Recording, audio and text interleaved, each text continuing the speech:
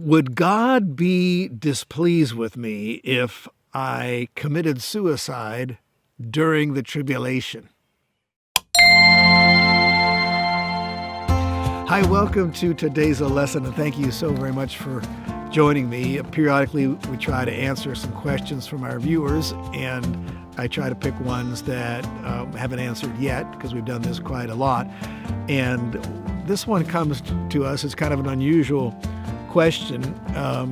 He writes, I've been wondering ever since I saw your video about suicide on what your thoughts on whether God would forgive someone who killed themselves during the revelation, or I think he means the tribulation. He's talking about what's revealed in the book of Revelation, instead of seeing it through, trying to endure to the end.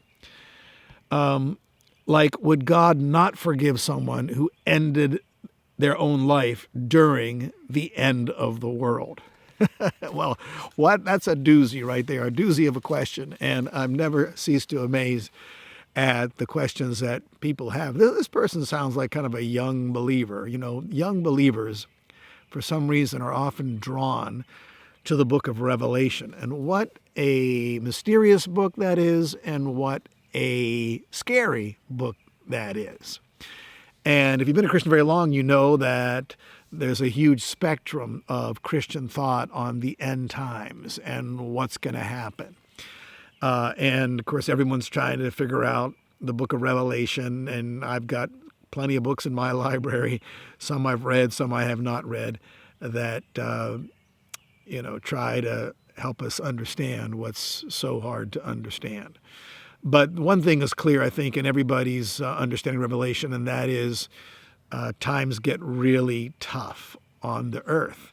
And some folks are looking at some of the present things that are happening with the coronavirus as perhaps a foreshadowing of some of the plagues that are going to face the earth during the tribulation period. A lot of Christians believe that we're going to be raptured out of here before the tribulation, or in some cases they'll say before the tribulation really gets bad. One thing I'm certain of is that if God's wrath is falling on the earth, Christians should not be concerned about suffering God's wrath. Real Christians. Now, phony Christians, you're not even a Christian. But real Christians, you don't have to worry about suffering God's wrath. Jesus endured what we deserved on the cross, and he suffered, and through him we escape the wrath of God.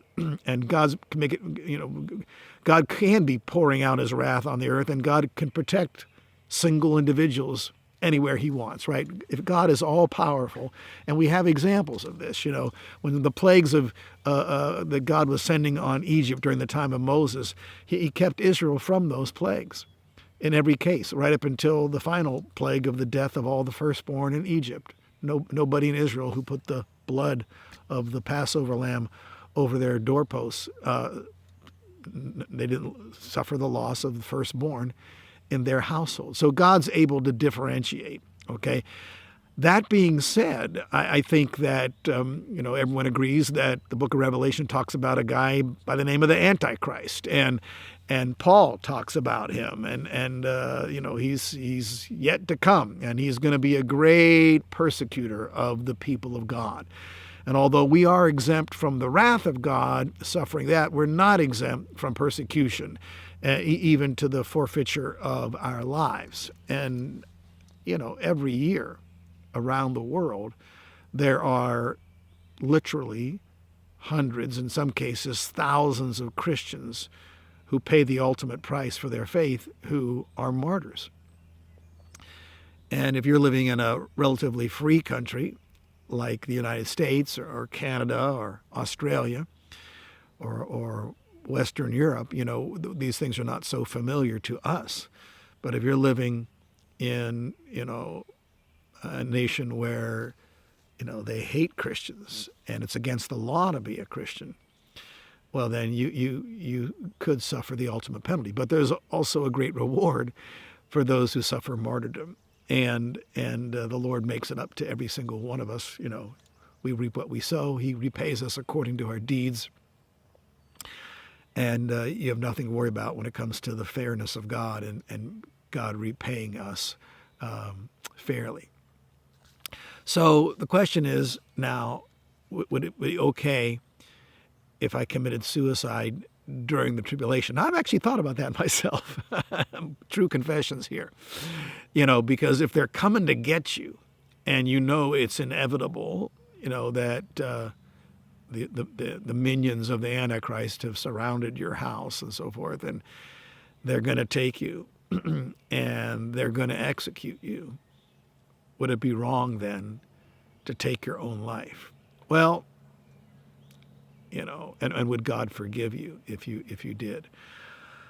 My understanding from reading the accounts of some martyrs in the past who were facing imminent death, execution for their faith, that God gave them special grace to endure it. Because I get it. You'd want to find an escape hatch, and maybe, overdosing on sleeping pills would be a better way to get out of here.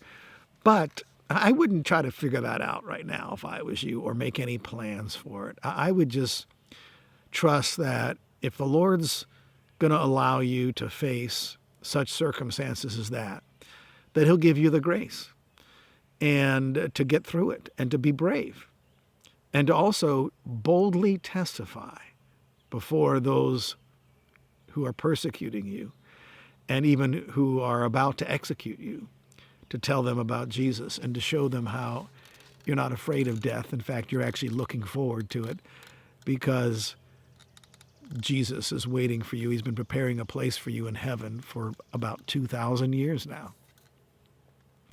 All right, so don't try to figure it out now and, stock up a bunch of sleeping pills just in case your house is surrounded by the minions of the Antichrist. A lot of Christians, of course, don't even believe we're going to go through the tribulation. And I'm not one of those ones, because I was one for a long time, but I kept reading these verses in the Bible that made me question my theology, and I was finally able to admit that my theology was based on my desires more than what the Bible said. Because who wants to go through the tribulation? Not me. Okay. But remember when the apostles were first incarcerated and, in prison for their faith, and then they were disciplined. I think they were, scourged.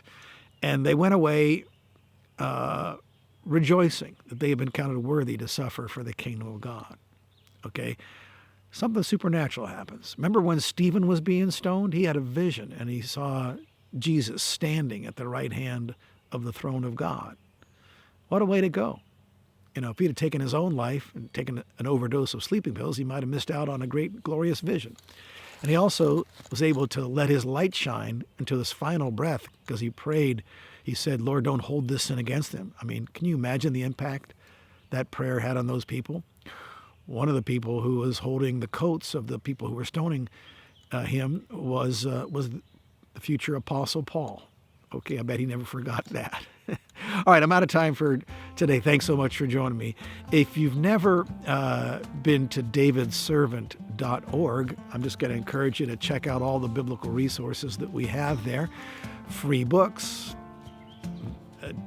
free daily devotionals, family devotionals, videos, and so forth, and a lot of good stuff there. It's all free, just for your edification. davidservant.org. Until next time, may the Lord bless you.